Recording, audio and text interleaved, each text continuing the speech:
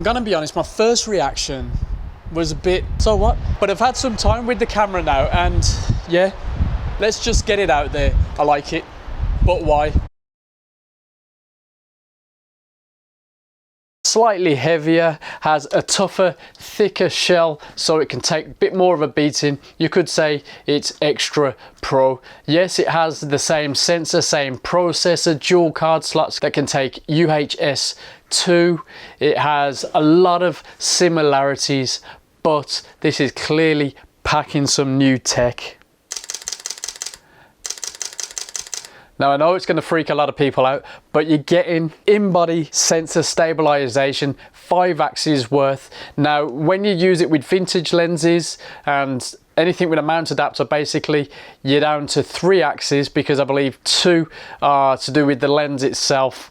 But you know what, that's a big deal for me, and probably what a lot of you will be going to this body for, coupled with the video capabilities with this thing. This is a whole different level. Fujifilm really stepping up. You could argue that the Ibis, whatever you want to call it, was catering to the market, you know, the Sonys out there, etc. It's got everything that the T2 brought, but it's got extra stuff. For example, check this out, movie silent control menu in the touch screen.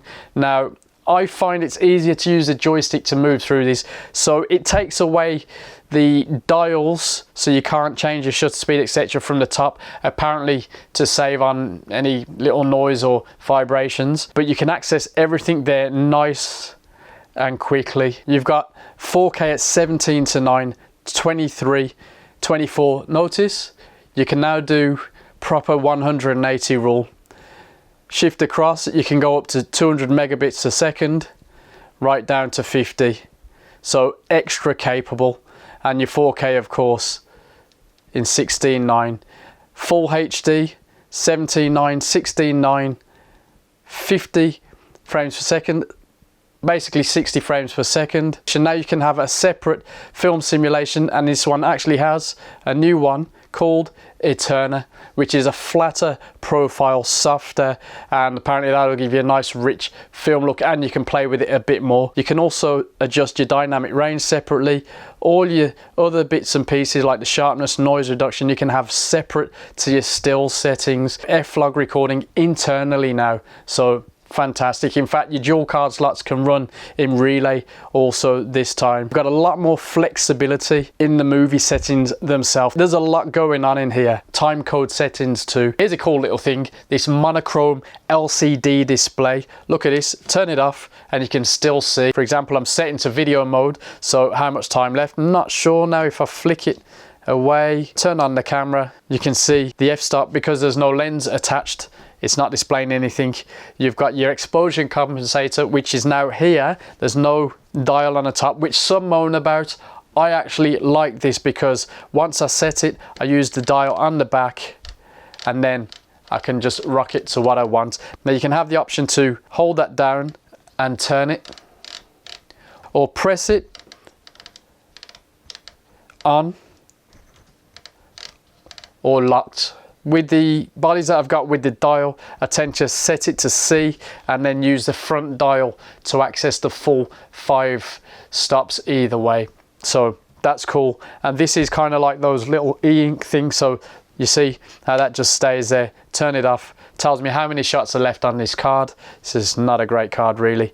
Battery and exposure compensator, and also how many card slots are occupied. You can actually program that a bit more too. There's an updated autofocus algorithm.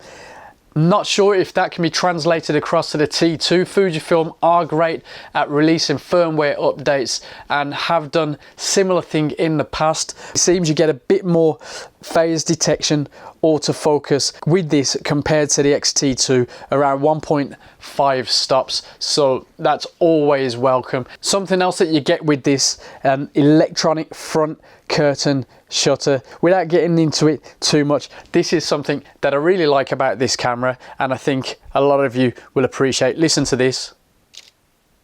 Did you hear that?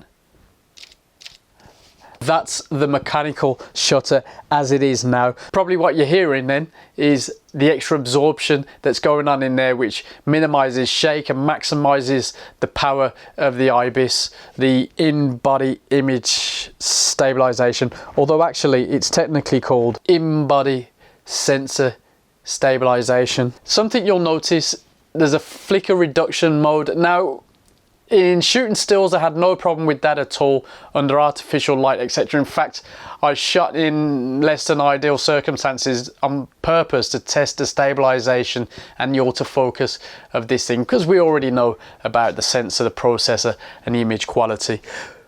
But in my video footage, some of it I did have an issue with flicker from the light, so I've just got to check out what's going on with that. I can't find a PAL or NTSC thing in this, so I've got to work out what's happening with that. But yeah, the samples that you're going to see, stills all wide open with this lens. I did shoot with a Helios lens around the same time, but I'm going to put that in a separate video because that's something that really sort of woke me up to this camera, is the fact that, hey, image stabilization with vintage lenses, let's do like the Sony guys do. Well, not just Sony, but you know. We're here outside the gym waiting for a personal trainer to come out who's going to help us out with this X-H1. In fact, we're going to be trying a couple different things, but mainly because this car park is dull and grimy, we're checking out the IBIS and the autofocus, and also we'll shoot a bit of video with the 16 to 55 handheld to see how we get on. This is Luke. He's going to introduce himself in a minute. We're just going to take some random shots, but just so that you can see this car park is not that pretty. Move out of the way. Look. Although it's a bit brighter than we'd hoped, but anyway, let's get on with this. My name's Luke Blackman. I'm a personal trainer and I specialise in exercise for better mental health. You can get in contact by following me on Instagram at Blackman Health and Fitness.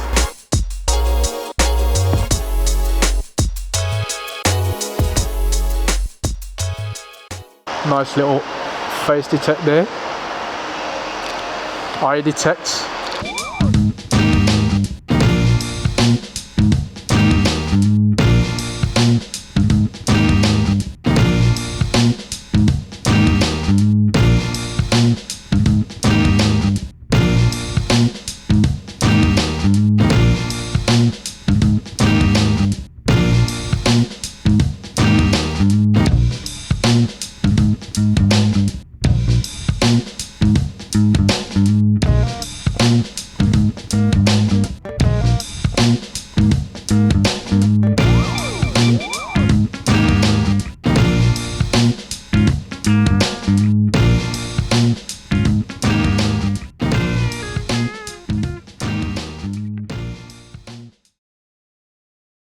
That, my friends, is the X-H1. Clearly a chunkier body, but if you're into using the bigger lenses, that's not going to be a problem. In fact, that's going to help you balance it out nice and evenly. The stabilization, it actually blew me away. I mean, I wasn't that bothered about the camera, as I said before, but once I started using it, getting that stabilization on the go, that was a real treat for me. Simple as that. The autofocus, I think that's going to be more useful shooting faster subjects, animals, birds, etc. And if you get the grip attached, you've got your power point in there, your headphone jack in there, you've got your boost mode, you've got all your usual. It's similar to the grip that the T2, the T1, etc. had before, but you've also got the exposure compensator right there. It just makes it a nice chunky bean, and that could be cool for you, especially if you need the extra power, if you need the headphone port. But it is a real nice fat grip, and it molds around nicely with the grip on the main body itself. That reminds me of the Pro Nikon cameras, for example, and the Canons too, but I use the Pro Nikons a lot more. A serious video tool. Price wise, not too bad comparing it to the T2, for example. Yeah, the market's not as great as it was before, but I think it's competitive. I think it should sell well. I definitely consider it myself. Two of them, I don't know, still like the small size of the T2 and for traveling my T20, but do love that stabilization. We're not getting younger, we're not getting less shaky. So that's a welcome feature. I guess I'm kind of glad that Fujifilm actually paid attention and, you know, gave into market pressure. Yeah, there's some flaws still. The video's still got that stepping going on. You'd have seen in my first sample video. Not sure what's happening with that, with the exposure. You've got a few little things in here with that extra menu. That's real nice. You know, we could just go on and on and on, but I enjoy it, and personally I'm happy with it. Now let's see if we can get it in a smaller body. Oh yeah, one more thing, listen to this.